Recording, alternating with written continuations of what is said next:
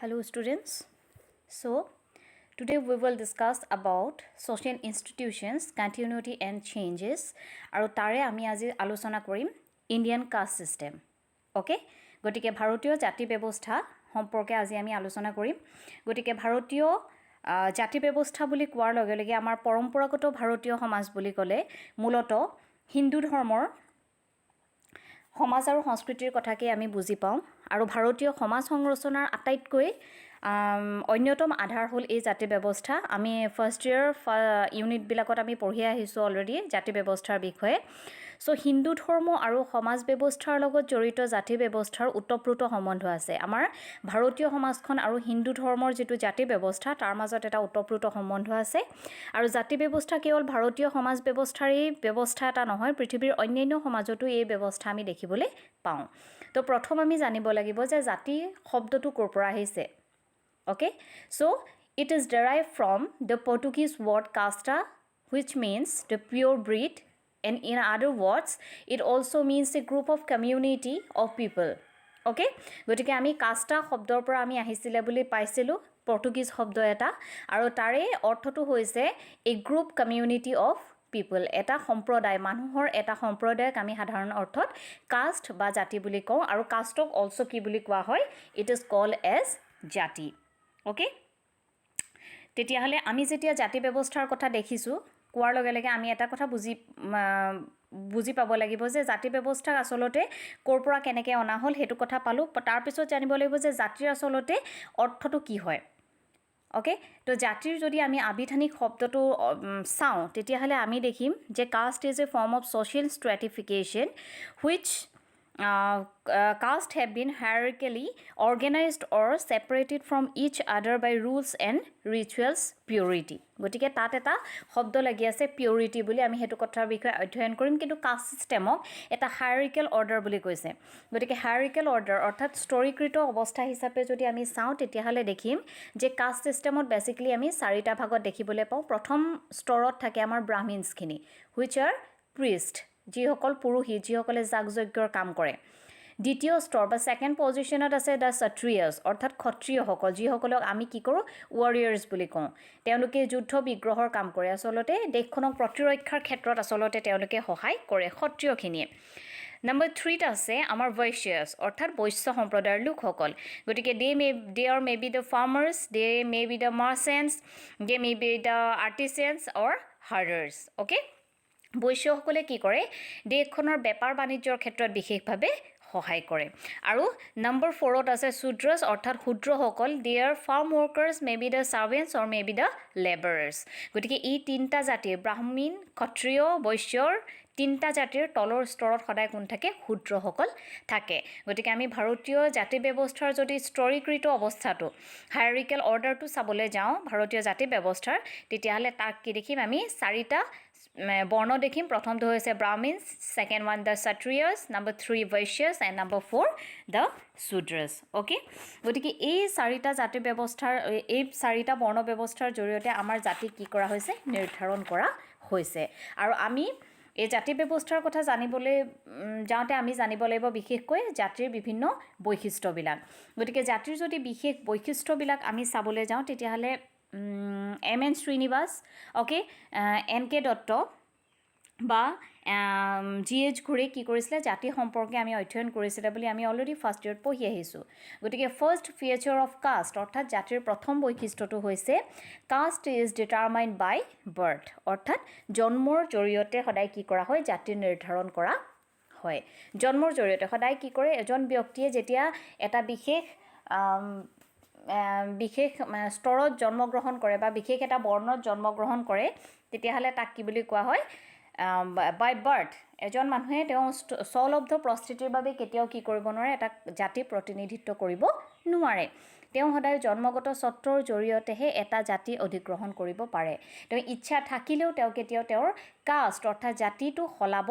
নোৱাৰে। গতিকে caste is determined by birth. Okay,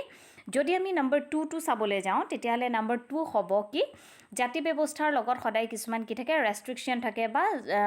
জাতি এটা অন্তৰ্বিবাহী সমূহ।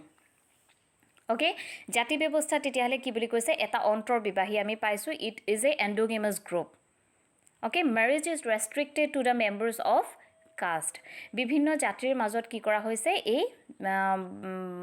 মেৰেজ সিস্টেমটো ৰেষ্ট্ৰিক্টেড কৰা হৈছে অৰ্থাৎ নিজৰ জাতি নিজৰ কুল বা নিজৰ গোত্ৰৰ ভিতৰতে এজন ব্যক্তিয়ে কি কৰিব পাৰিব বিবাহ পাশত আবদ্ধ হ'ব পাৰিব গতিকে সেই কাৰণে কৈছে যে caste is a group of endogamous এটা এন্ডোগেমিক গ্ৰুপ হয় বুলি কৈছে এটা অন্তৰ্বিবাহী গোট বুলি কৈছে জাতিক গতিকে জাতিত সদায় আমি মনত ৰাখিব লাগিব যে জাতিত বিয়া বাৰুৰ ক্ষেত্ৰত বাধা নিষেধ আছে অৰ্থাৎ নিজৰ গোত্ৰ নিজৰ কুল বা নিজৰ মানুহখিনিৰ মাজতে তেওঁলোকে কি কৰিব লাগিব বিবাহ পাশত আবদ্ধ হ'ব লাগিব ওকে তাৰপিছত যদি আমি চাবলৈ যাওঁ নম্বৰ 3 ক্যাৰেক্টাৰ তেতিয়াহলে আমি 6টা ক্যাৰেক্টাৰৰ ভিতৰত নম্বৰ 3 টো যদি চাবলৈ যাওঁ তেতিয়াহলে আমি দেখিম কি যে কি হৈছে caste is communal membership also involves rules about food and food sharing ritual and beliefs গতিকে যেনেকৈ ৰেষ্ট্ৰিকশন আছে তেওঁলোকৰ মাজত আটাইতকৈ ডাঙৰ ৰেষ্ট্ৰিকশনটো তেওঁলোকৰ আছে ফুড শেয়াৰিং অৰ্থাৎ খাদ্য বস্তুৰ ক্ষেত্ৰত বা তেওঁলোকৰ কি খাব কি নাখাব তেওঁলোকে এইখিনিৰ মাজত কিন্তু কাষ্ট সিস্টেমত কি আছিল আগৰ পৰা এটা ৰেষ্ট্ৰিকশন তেওঁলোকৰ মাজত বিশেষ বাধা নিষেধ আছিল গতিকে membership also involves rules about food and food sharing কি কৈছে তেওঁলোকৰ বিলিভছ বিলাক তেওঁলোকৰ বিশ্বাস তেওঁলোকৰ ৰীতি-নীতি তেওঁলোকৰ খাদ্যাভ্যাসত বিশেষ কিছুমান কি আছিল বাধা নিষেধ আছিল গতিকে এই বাধা নিষেধখিনিৰ ভিতৰত ক'ব পাৰো তেতিয়ালে ব্ৰাহ্মণ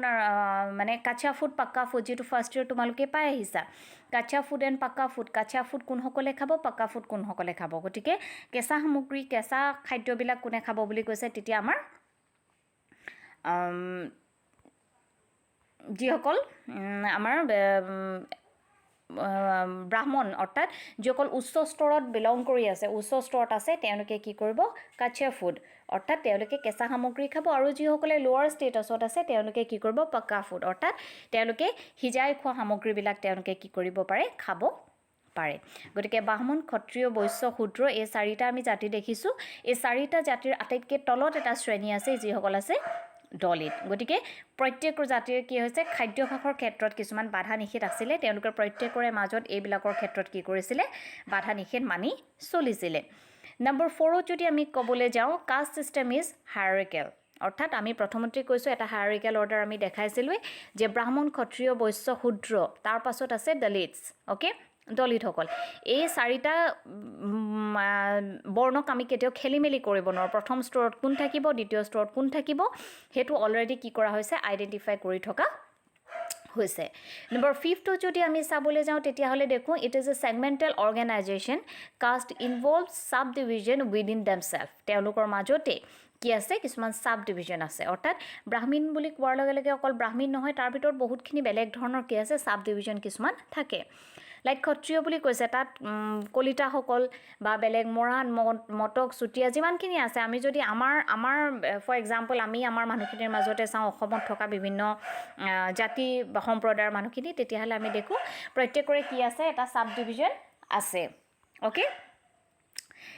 গতিকে আমি বিশেষকৈ এইকেইটা পালো তাৰ পিছত আমি এটা ক্যাৰেক্টাৰ ক'ব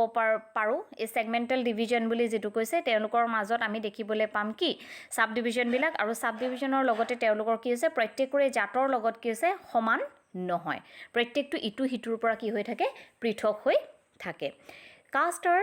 লিংকড টু অকুপেশন নম্বৰ 6 কৈছে এটা basic character there must have some restriction in their occupation okay caste are linked to occupation অৰ্থাৎ তেওঁলোকৰ বৃত্তিৰ ক্ষেত্ৰত কিছুমান বাধা নিষেধ আছে a person born into a caste could only practice the occupation associated with the caste for example brahmins are maybe they are teachers kshatriya they may be the warriors okay গতিকে তেওঁলোকৰ লগত সদায় কাষ্ট সিস্টেমটোৰ লগত সদায় এটা occupation জড়িত হৈ থাকে প্ৰত্যেক ব্যক্তিয়ে কি কাম কৰিব কি কৰ্মত আত্মনিয়োগ কৰিব এইখিনি তেওঁলোকৰ মাজত কি থাকে স্পষ্ট হৈ থাকে নম্বৰ 7 যদি চাওঁ তেতিয়াহলে দেখো caste that are considered ritually pure have high status while those considered less pure or impure have